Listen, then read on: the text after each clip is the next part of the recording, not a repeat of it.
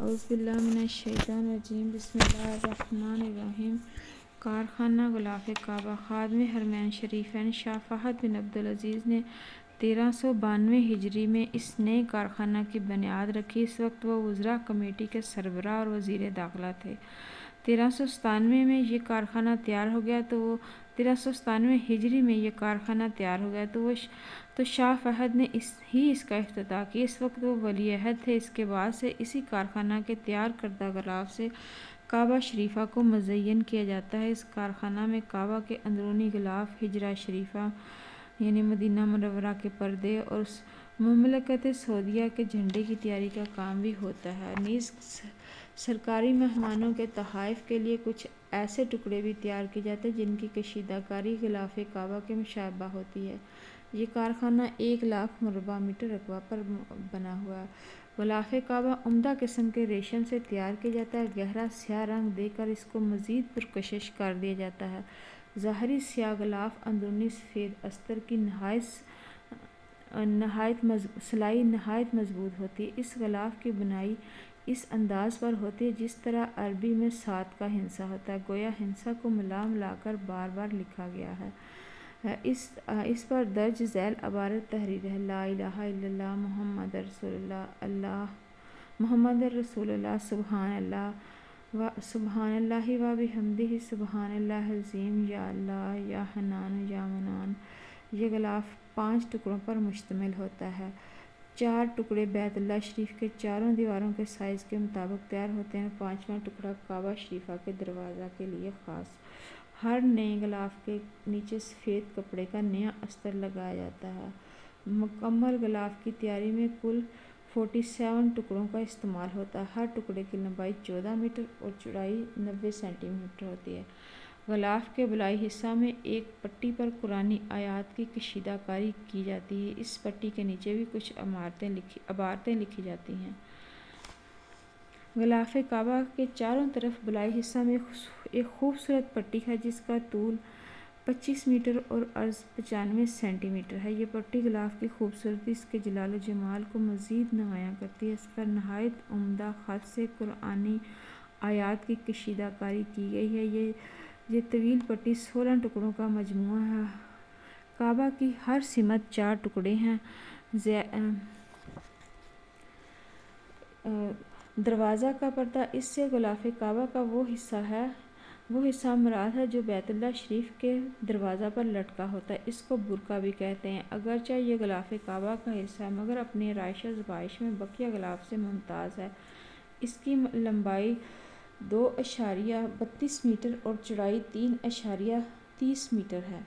इसके किनारों पर अल्लाह रब्बी 8 जगह मकतूब है। दरमियान में 3 जगह गोल दायरों में हस्बी अल्लाह तहरीर है। नीज़ इसके किनारों पर 10 दायरों में सूरत फातिहा लिखी गई है। पर्दा के बलाई हिस्सा में ये आयत तहरीर है: क़द नरा तक़ल्लुब वजहिका फ़िस्समाई फ़लनुवल्लियन्नका क़िबलतन तरदहा। सूरत बकरा। तर्जुमा: बेशक हम आपके मुँह का बार बार आसमान की तरफ फिरना मुलाहिज़ा कर रहे हैं, लिहाजा हम ज़रूर आपको इस क़िबला की तरफ मुतवज्जा करेंगे जिसे आप चाहते हैं। इसके नीचे ये इबारत लिखी है: बिस्मिल्लाहिर्रहमानिर्रहीम वसारिउ इला मग़फ़िरतिम मिन रब्बिकुम व जन्नतिन अर्दुहा अस्समावातु वल अर्द उइद्दत लिलमुत्तक़ीन। और अपने रब की बख्शिश की तरफ और इसकी जन्नत की तरफ चलने में जल्दी करो जिसकी चौड़ाई ऐसी है जैसे आसमानों और ज़मीन का फैलाव। ये जन्नत परहेज़गारों के लिए तैयार की जा चुकी है। सूरत आल इमरान। इसके नीचे एक और आयत शरीफ है: अल्लाहु नूरुस समावाति वल अर्द। सूरह नूर। इसके नीचे आयतुल कुर्सी। उसके नीचे बिस्मिल्लाहिर्रहमानिर्रहीम के बाद सूरत फतह की आयत लिखी हुई है: लक़द सदक़ल्लाहु रसूलुहु रुअया बिल हक़्क़ि ला तदख़ुलुन्नल मस्जिदल हराम इंशाअल्लाहु आमिनीन। बिलाशुबा अल्लाह ताला ने अपने पैगम्बर को सच्चा ख्वाब दिखलाया जो वाक़या के मुताबिक है। तुम ज़रूर मस्जिद हराम में अमन और ईमान के साथ दाखिल होगे इंशाअल्लाह। फिर 2 दायरों में सूरत अखलास लिखी है। इनके दरमियान में बिस्मिल्लाहिर्रहमानिर्रहीम और ये आयत लिखी है, कुल या इबादिल्लज़ी असरफ़ू अला अनफुसिकुम ला तक़नतू मिन रहमतिल्लाह इन्नल्लाह यग़फ़िरुज़्ज़ुनूबा जमीअन इन्नहु हुवल गफ़ूरुर रहीम। सूरत गाफिर। फिर इसके ज़रा से नीचे ला इलाहा इल्लल्लाहु अल मालिकुल हक़्क़ुल मुबीन मुहम्मदुर रसूलुल्लाह सादिक़ुल वादुल अमीन। और सूरत क़ुरैश तहरीर है। इसके नीचे ये इबारत लिखी है, ये ग़िलाफ़ मक्का मुकर्रमा में तैयार हुआ जिसको ख़ादिम हरमैन शरीफ़ैन फ़हद बिन अब्दुल अज़ीज़ ने काबा शरीफ़ा के लिए हदिया किया।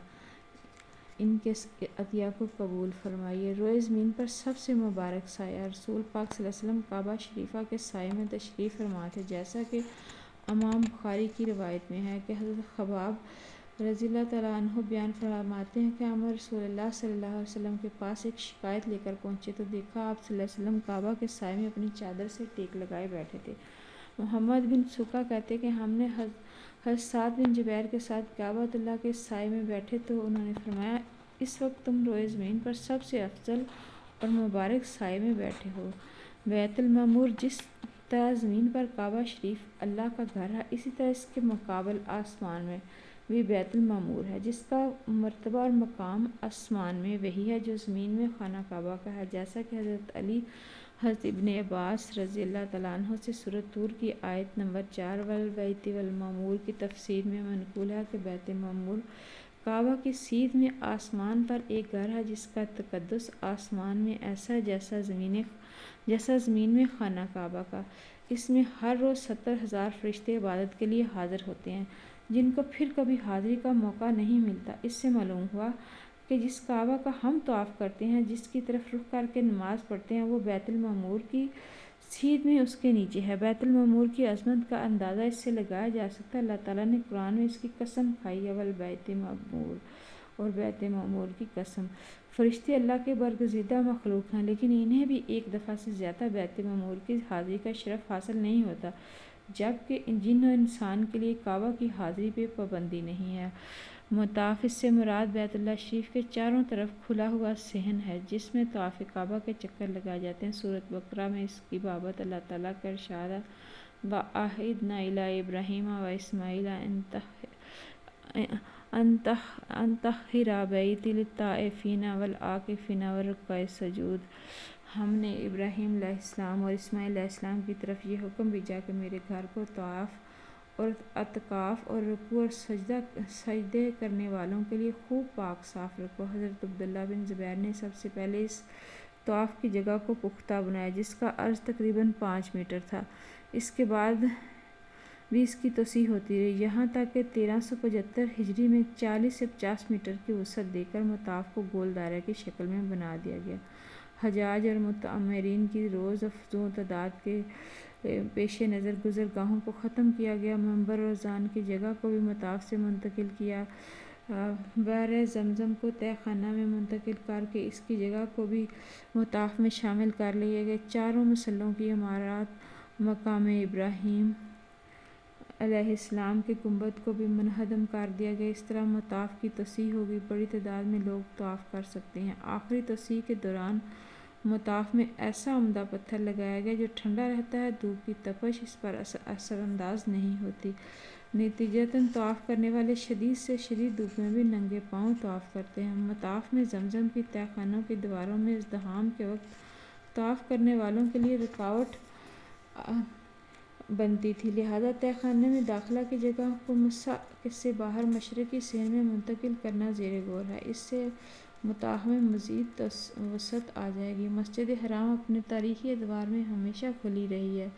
रसूलुल्लाह सल्लल्लाहु अलैहि वसल्लम ने अपने कबीला बनु अब्दुल मनाफ़ को मुखातब करते हुए इरशाद फरमाया, ए अब्दुल मनाफ़ की औलाद, अगर मेरे बाद तुम ज़िम्मेदार बना दिए जाओ तो तुम दिन रात में किसी भी वक्त बैतुल्लाह शरीफ का तवाफ़ करने वालों को ना रोकना।